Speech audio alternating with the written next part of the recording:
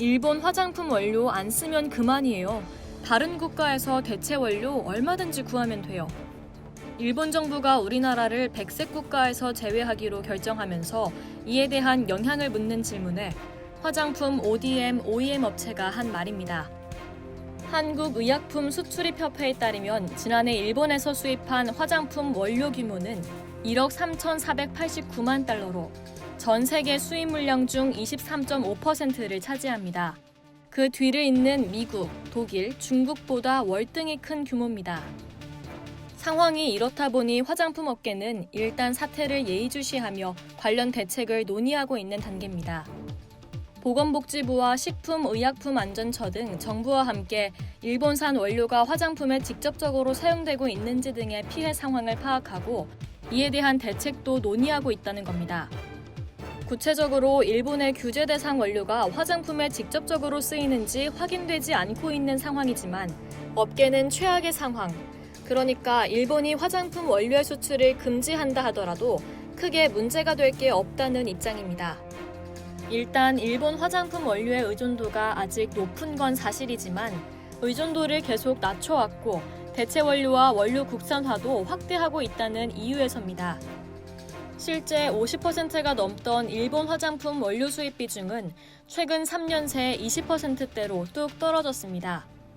업계에서는 이 같은 현상에 대해 중국의 사드 보복 조치로 중국 소비자들이 한국 화장품 대신 일본 화장품을 더 찾게 된 것을 그 배경으로 꼽고 있습니다.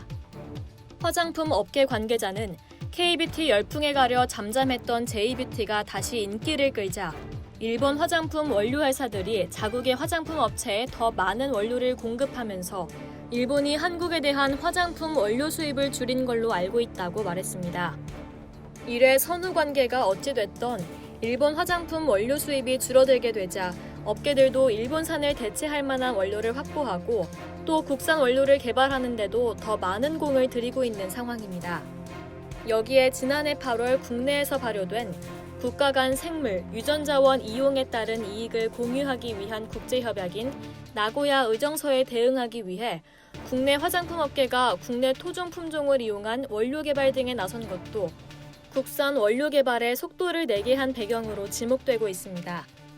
실제 대표적 화장품 업체인 아모레 퍼시픽의 경우 나고야 의정서에 대응하기 위해 멸종한 희귀종인 흰감국을 복원하여 천연 원료로 개발해 한율 제품에 활용한 사례로 주목을 받기도 했습니다. 또 이번 일본 조치를 전후로 원료 수입국 다변화와 국산 원료 개발에도 더 속도를 내고 있는 상황입니다. 화장품 ODM, OEM 업체인 한국콜마 역시 대체 원료 개발과 원료 수입국 다변화는 물론 원료 국산화를 더 확대하고 있습니다.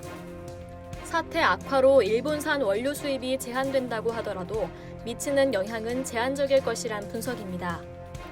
코스맥스는 여러 해외 법인을 통해 일본산 원료를 조달할 수 있는 것은 물론 일본산 원료가 아니더라도 중국산 등 대체 원료를 얼마든지 조달할 수 있다고 밝혔습니다.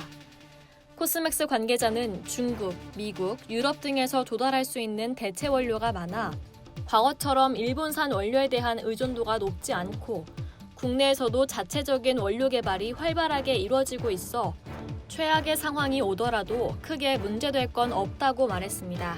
이상 열도튜브였습니다.